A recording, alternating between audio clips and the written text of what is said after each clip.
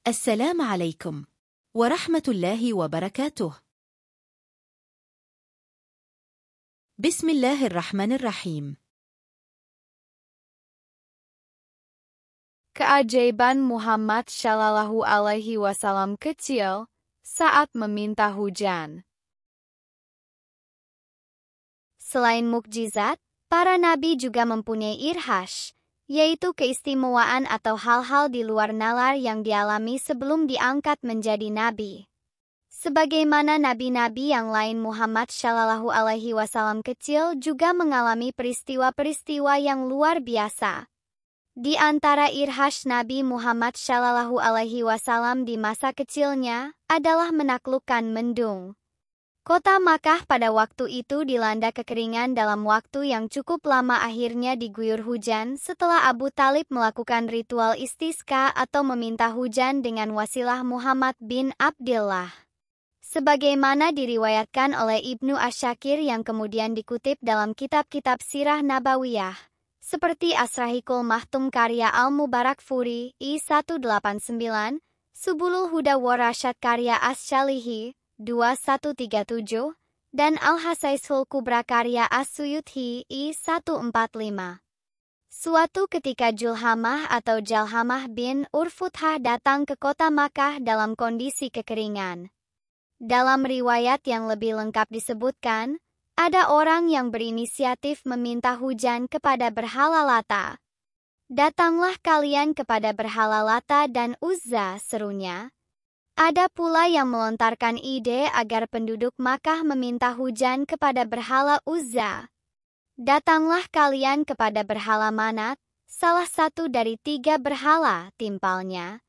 Di tengah usaha untuk meminta hujan itu, seketika ada seorang tua renta yang elok rupawan dan tampak kematangan dan kebijakannya, menyampaikan gagasannya secara cerdas. "Mengapa kalian berpaling? Bagaimana kalian malah berpaling dari Tuhan yang hak sementara pada kalian ada keturunan Ibrahim dan Ismail alaihi salam," katanya penuh kebijakan. "Apakah yang engkau maksud adalah Abu Talib?" tanya mereka penasaran dan penuh selidik. "Ya," tegas lelaki tua berwibawa itu. Mereka, demikian pula Jalhamah, ikut serta, segera beranjak dan bergegas ke rumah Abu Talib, kemudian mengetuk pintu. "Sosak tampan berkilat sira kekuningin memakai sial kenyang tiada lain adalah Abu Talib keluar rumah."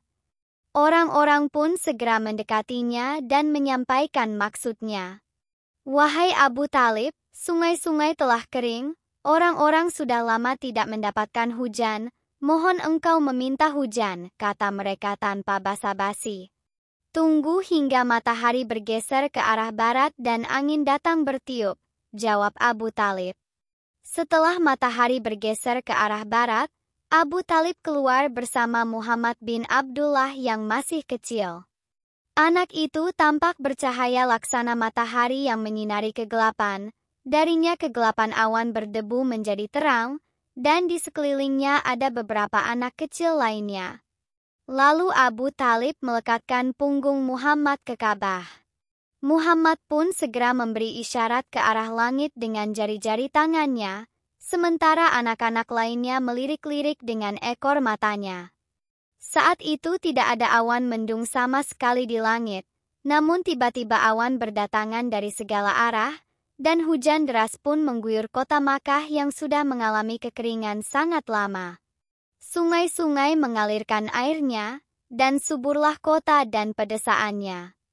Saking syukurnya kemudian Abu Talib melantunkan syair memuji Muhammad bin Abdillah. "Wa abyada yustasqal ghamamu biwajhihi. Thimalul yatama ismatun lil aramili. Yaludhu bihil halaku min ali Hashim. فهم عنده في نعمة وفواضل وميزان عدل لا يخيس شعيرا ووزان حق وزنه غير عائل." Artinya, dan kepada Muhammad bin Abdillah yang berkulit putih cerah, awan mendung diminta hujan dengan perantaranya, sosok istimewa yang menjadi pelindung anak-anak yatim dan para janda. Dengan berkahnya kebinasaan Bani Hashim tercegah.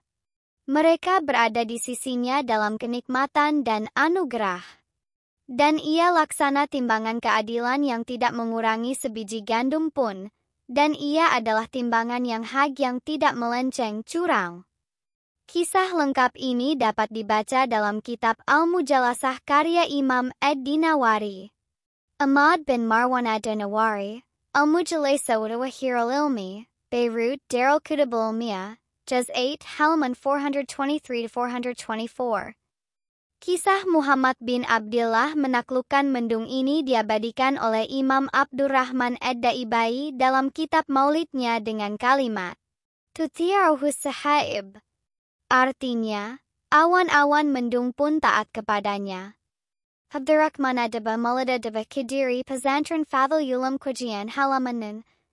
Syair keimanan Abu Talib. Syair pujian Abu Talib kepada Muhammad bin Abdillah di atas. Berikut syair-syair semisal karyanya, menurut sebagian ulama menunjukkan keimanan di hati Abu Talib.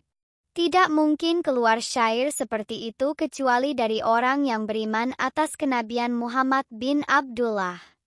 Di kalangan Ahlus Sunnah wal Jamaah, tidak sedikit ulama yang terang-terangan menyatakan bahwa Abu Talib wafat dalam keimanan. Said Ahmad bin Zaini Dahlan bahkan secara khusus menulis kitab membahas keimanan Abu Talib dengan judul Asnal Matalib fi Najati Abi Talib. Dalam kitab Said Ahmad bin Zaini Dahlan sampai pada kesimpulan sebagai berikut. Kesimpulannya, orang yang membaca penjelasan ulama tentang biografi Abu Talib, maka ia akan meyakini seyakin-yakinnya bahwa Abu Talib hidup dengan memedomani tauhid. Demikian pula nenek moyangnya ke atas sampai Nabi Adam. Dari sini dapat diketahui bahwa ucapan Abu Talib bahwa ia memedomani agama Abdul Muthalib merupakan isyarat bahwa ia memedomani tauhid dan akhlak-akhlak mulia. Andaikan dari Abu Talib tidak keluar berbagai isyarat keimanan, seperti tercermin dalam syair di atas dan semisalnya, kecuali ucapan bahwa ia memedomani agama Abdul Muthalib, maka itu sudah cukup menunjukkan keimanannya. Demikian kesimpulan Mufti Syafi'iyah Kota Makkah atas keimanan dan keselamatan Abu Talib dari api neraka di akhirat kelak. Pandangan seperti ini juga keluar dari para tokoh besar ulama Ahlus Sunnah lainnya seperti Al-Qurtubi, As-Subki, Asy-Syarani, dan selainnya. Ahmad bin Zaini Dahlan, Asnal Mathalib fi Najati Abi Talib Aman Yardania, Darul Imam an-Nawawi 207 halaman 111.